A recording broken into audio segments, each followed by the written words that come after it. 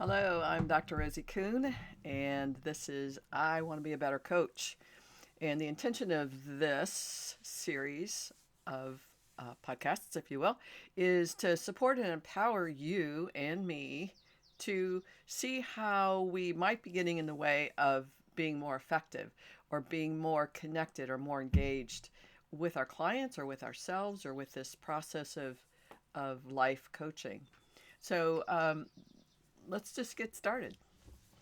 Today I want to talk about, well, let me start this way.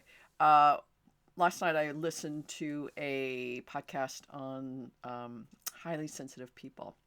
And what they said is about 20% of us are highly sensitive people. One in five is considered highly insensitive. Now, if you want more information about that, you can just Google it or ChatGPT or AI it. But generally speaking, there's a we just I'm a highly sensitive person. We just have a higher sense of connection to a sensitivity to noises, to light, to people, to sounds. That's the same as, as noises. Um, but we have more sensitivity.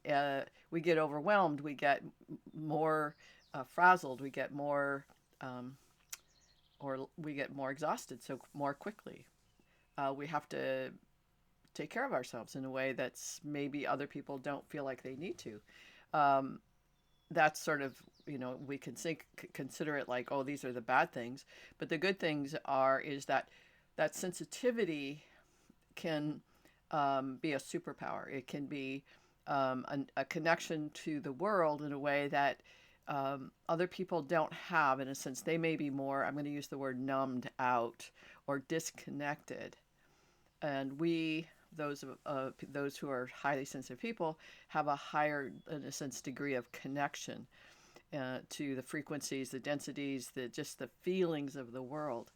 Um, a long time ago, maybe they do it now, I don't know, but there was when there was a lot of mining going on, if they were wondering if there was enough oxygen down in the mines, they would send a canary down into the mines. And if the canary survived, then they would know there was enough oxygen down there to breathe to support men down there in the mines. If the canary didn't survive, then, well, they wouldn't go down in the mines. They'd have to do something else. So, in a sense, highly sensitive people, I think, as well as neurodiverse people, all kinds of people on the planet are canaries in the coal mine. And we have a sensitivity, and there's many people, not just highly sensitive people, but many people who have these sensitivities, and they can actually be a blessing to the world to say, hey, wait, we have to think about this, we have to consider this. That's why we have such a greater expanded sense of individuals who are diverse in so many ways, and rather than making them wrong or bad or have a disorder, we're saying no, there's this diversity of existence on the planet. We'll just talk about the humans, not include the dogs and the cats and the birds and the bees. Such diversity within every individual, even within every individual. And so, as a life coach, we're witnessing the diversity of every unique individual who's in front of us. We're trained, most of us are trained in a program that says, here's the procedure, here's what you do, excuse me, with clients, here's how you get them from A to B to C. And that's great. And the same with therapy is therapy says, hey, here's how you work with people. In therapy, there's a higher focus in the training on disorders and personality issues and neurosis and all those things that really get in the way of people. I mean, it's still different diversities, but how it interferes with actually having a life that's every single one of us wants, a life of freedom and acceptance of who we are. So, as a life coach, or as a parent, or as an aunt or uncle, or as a teacher, we are present to the uniqueness of the individual in front of us. And again, what we're trained to do is say, okay, here's what is it you want? Let's get you there. And we try to push and prod and, create something that's going to get our clients to where they are going. Many, many times we don't take into consideration that this is a unique individual, a unique essence of a being, a unique spirit. And this is really important to me. And this is over the 25 years that I've coached. Before that, I was a therapist and a spiritual guide. But my coaching has brought me to this level of being able to be aware of this truth that every individual has their own unique gifts, their own unique purpose on the planet. We all have come here for a specific reason, a specific task, a specific learning opportunities that we came here, learning life theme issues that we've come here to resolve. And so as I listen, I'm aware that the unique aspect of every individual is right in front of me. This person is unique. So I can have a model. I have a model for coaching, and I have a particular technique that I use for coaching. But the rest of it is based on, in a sense, the gradient of where my client is at. What's their capacity for moving or shifting or being present to something? Where are they on their spectrum or on their continuum of their journey? How far have they come? Where are they already doing what they say they want? Where are they already acting and using the skills and the tools that they'll need to move themselves to the next level? So all of this is, in a sense, my database over 25 years of coaching. My database is increased to the degree where I have all this so that I can ask those questions. When I was training, I trained with a fellow named Hans Phillips, and Hans and his model and where he came from, in a sense, the legacy of his information, really always tapped into this human essence element, and really being present to the gradient or where the individual is and where they are in their process, and how are they in the way of themselves? How are they limiting what's true for them? Where are they in all of this? So my clients, they don't like it when I ask, who are you in here? Who are you in here? Who are you in this circumstance? Who are you in this challenge? Who are you in this fulfillment? Who are you in this moment of love and excitement? Who are you in here? People go, I don't know what you're talking about. But that's my job, is to say, I know you don't know yet, but you do know because you're in there. You know you're having an experience in here. But let's just kind of make that more, bring awareness to it, cultivate awareness to who is inside here. And if I am a coach and I'm not attending to that person inside, I'm attending to what is it they want and how am I going to get them there, then I may lose connection and engagement and an opportunity to really witness the true elements, the true aspect, the true essence of an individual, and see who they are there and what's in the way of their fullest expression.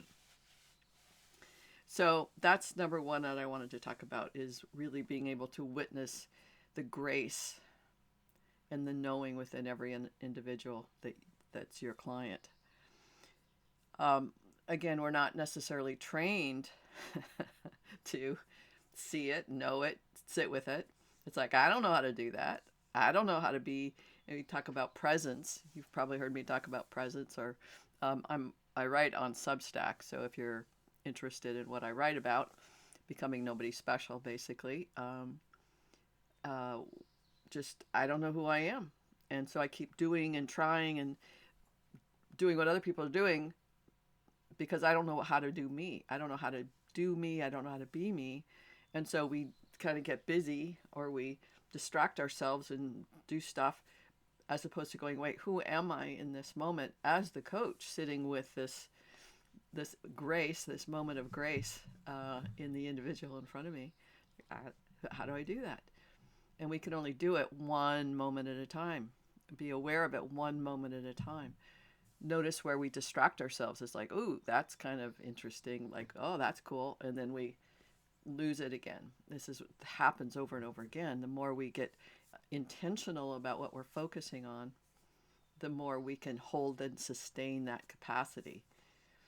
So my coaching, but also my training coaches and supervising coaches, really is about cultivating and expanding this capacity to be present and know what that experience is for you as a client, as the coach, to say, oh, I get this, what presence, the experience of presence really feels like, and I want more of that, and I want to share that with my clients. We can only know that through that direct experience. That's why for me it's really important that I'm working with coaches, when I'm training coaches and supervising coaches, and I have a coaching group, and we're really focusing on who are you in this conversation as a coach? Who are you, and how do you show up, and what's your orientation?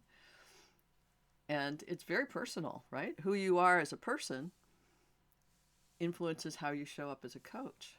And that's the whole point of these I Want to Be a Better Coach series episodes, is to support you in going, oh yeah, this is me too. And since we want to do and be effective with our clients, but we can't be effective with our clients if we don't know what we're actually experiencing inside ourselves as human beings. So as we become more of the witness of who we're becoming, we have a greater capacity to witness that in others and hold that space. Last week I talked about seeing the positivity in our clients, seeing all of what they are and all of that, what they're bringing to this moment is positive. And it shifted. That's a paradigm shift to see for me as, and to bring that learning, teaching, experience, truth of when we're seeing our clients in their mastery of who they are and how they came to be in this moment. It's a paradigm shift, because we're holding them in their capacity to make good choices. They have the capacity to choose, and in that capacity to choose, they're choosing how they choose. The point that I often say, how do you choose to choose what you choose? And when you get clear about that, how do I choose? I choose from fear, or I choose from reactivity, or I choose from responsibility, or I choose from integrity, or I choose from love. When you know that, then you go, oh, I know that I choose from this. Now, it doesn't matter if you're choosing from fear or choosing from love, you're aware that you are choosing to choose. That's brilliant. I mean, it's really brilliant. You might go, I don't know, I don't get it, Rosie. But when you as the coach can go, I see how you choose, and you are choosing, you have the capacity to choose, and you're choosing to choose what you choose, that is incredibly empowering for you, but also for your client, because you're going, look, you have that capacity to choose what you choose. Now, how do you want to choose what you choose? You want to choose from fear? Do you want to choose from love? Do you want to choose from integrity? Do you want to choose from procrastination? You want to choose from despair and depression and powerlessness? How do you want to choose? And this is where we're sitting in the, I don't know, I've always chosen this way, and now you're giving me an option. It's like, no, I'm just sharing with you that you'd share. I'm saying this as if you're a client and I'm the coach, going, no, I'm just showing you and sitting with you as you're demonstrating your capacity to choose, to make a choice. Like, that's, and people go, everybody makes choices. It's like, but the more conscious you become, you get to be empowered by that, and you get to choose more in alignment with what you're wanting, as opposed to something else. coming back to this highly sensitive people conversation, HSP, I'm realizing the degree to which I am a highly sensitive person and how it impacts me and how it affects choices that I've made and could make and may make in the next little while. I am aware of how my sensitivities, I'm calling it a sensitivity, but every single one of us is like, yeah, this feels a yes and this feels like a no. This feels like resistance or a bad vibe or negative vibe or what's that, or dissonance. Oh, this feels good. This feels like engaged and connection and a drawing in as opposed to a resistance or walls. We all have that. And this, as a coach, is really important to see and know, because all it is a person going, yep, I I withdraw from that, not comfortable, or moving towards it.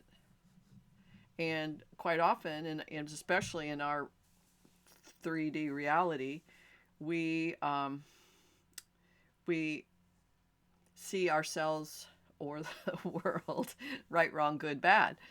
If I'm resistant to something that I should want, that I'm bad and I should change, as opposed to going, no, that might just not be in alignment with who you are and what you say you want. I am wanting to go visit my daughter. I'm wanting to go visit my daughter who currently lives in Italy. The truth is, as a highly sensitive person, it takes a lot for me to travel. It takes a lot for me to be in a city, because there's a lot of noise and light and energy and busyness and all of that. Not much room for uh, quiet space. I mean, I live on an island. I live at the end of a road. I live at sort of the edge of the continent, because I need that quality of existence. So the part of me that wants something, I want to go to Italy. But another part says, I want to maintain and sustain this level of this quality of being, um, in well being, basically. So we're at choice. So, what's this have to do with you as a coach? So, what I'm wanting you to do is to listen to, wow, there's this whole continuum of who people are in their own unique way. And here I am, a coach, and I'm saying, hey, I can't coach myself necessarily to go to Italy, not be highly sensitive. I can coach myself to say, okay, if I choose to go to Italy, here's how I need to take care of myself. What do I need to do in order to make this the most fulfilling trip possible? Um, those are those questions that I need to ask myself. Not will I go or not, or can I go or not? That's not the question. It's like, if I go, how do I choose to be in well being? What do I need to do to take care of myself in that choice? So it's not, rarely is it a yes or a no. It's a, I'm choosing to choose based on my well being, versus I'm choosing to choose because every good mother should go see their daughter wherever she is. Like, those kinds of things are what we're looking at. How do I choose to choose? Okay, so as a coach, we're listening to all this and go, I don't know how to do this. I don't know how to sit with this. I'm just going to go back to my model that I was taught. My client wants something. We're going to get them on the road. We're going to get them. I want to go to Italy. Okay, let's get you on the plane. Let's get your reservations. Let's get you going in that direction. For me, there's a discernment. Discernment is like, here's the dilemma. If I go, I have to have well-being issues. If I don't go, then I miss out potentially on being with my daughter. There's always a dilemma. And that dilemma takes discernment. It's like, do I go or do I not go? It's like, well, we're not there yet. But this discernment is, what's at stake, or what's going on here, or how can you take care of yourself? Or if it's too much, then not go. There's a whole, again, the spectrum, continuum of what's the potentiality. And I for a while, I've been saying, okay, I'll go if I can go in business class or first class, that where I stay in Italy is very comfortable and very, just feels yummy, that I am free to eat and walk and just be in a state of relaxedness. Like those are some, some ways, as opposed to getting caught in crowded areas and limited. Da, da, da. So I know what the quality of the experiences I want to have. Whether I can make that happen or not, I haven't decided yet. So if somebody was coaching me, they couldn't coach me. I'm not ready to choose yet. I'm not ready to choose. And this is a big part of coaching as well. And I've spoken about this before, is when people aren't ready. I'm not ready. I'm not ready. I don't I don't have the finances, first of all. So the budget doesn't allow me to say, yes, I'm going to Italy. So I'm not ready. I'm not ready in many ways. And we can support and empower our clients it sounds like you're not ready yet. Thank you. Thank you for acknowledging I'm not ready.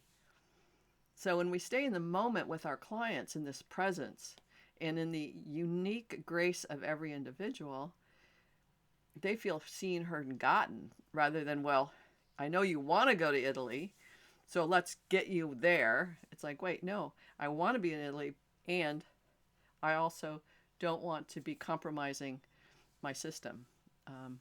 I think it was 2013. I went to Russia. I went to Scotland and I went to Russia. I was gone for, I think, 3 weeks, maybe 4. Came home, and it took me at least a month to recover. Because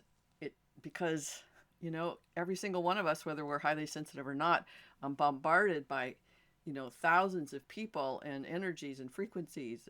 And my system, it took a good month for me to really recover. So those are things that you want to take into consideration if you're talking to a client and go, what's it like when you when you travel, and you go, it takes me weeks to get over it. It's like, okay, great. You want to take that into consideration and how you choose what you choose? Yeah, that would be a good thing to do. So again, my point is being present to the unique qualities, the unique presence of every individual that you're sitting with, allows them to be seen, to be heard, to be gotten. And you, as a coach, aunt, teacher, grandmother, bartender, salon person, you have the opportunity to witness the grace of these individuals in their unique expression in the world. It's pretty awesome. I love it. I'm in love with what I do. One other question that I often ask my clients, which has to do with all of this choosing to choose and being who you are in this moment, the grace of the individual in front of me, is, like I said, with, for example, the idea of going to Italy, see my daughter, and here's what is, and the question, what if this is as good as it gets? Like, quite often when people, coaches, individuals, clients, nieces, nephews, grandchildren, teachers, whoever, sometimes we're looking at the world in terms of, I hope it changes. I hope I don't have this. I wish it could be different. All these hopes and wishes. And we haven't, we try to see things as if they were something other than what they are. I'm a highly sensitive person, and that's who I am. And so if someone said to me, well, in terms of traveling, in terms of circumstances, what if this is as good as it gets? That question comes out of a movie called As Good as It Gets. What if this is as good as it gets? And it's really sobering, because in a sense we get addicted to wishing and hoping and daydreaming and imagining things different than they were. And if this is as good as it gets, and you ask your client that, it's very sobering for them. Because a lot of times, let's say in relationships, when people are partners or business partners or whatever it is, even coaching, your coaching career, your coaching, and the number of clients or the amount of money you're making, all of those kinds of things. And if someone says, what if this is as good as it gets? It's a sobering moment. And it brings us to the heart of who we are. It doesn't have to be a bad thing. It's just a sobering moment to go, okay, wow. Okay, if this is as good as it gets, who am I in this moment as the client, in a sense? Or who am I as the person who's being heard and listened to and witnessed? What if this is as good as it gets? It's sobering, because it's like, okay, I got to give up the wishing and the hoping it's going to be different.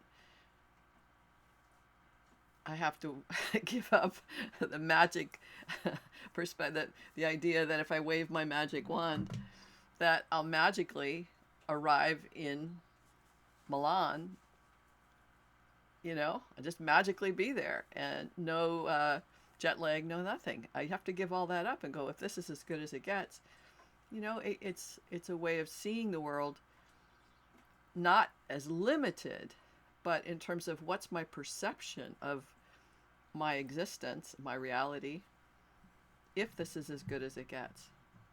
So I just throw that out there because I think it's a great question.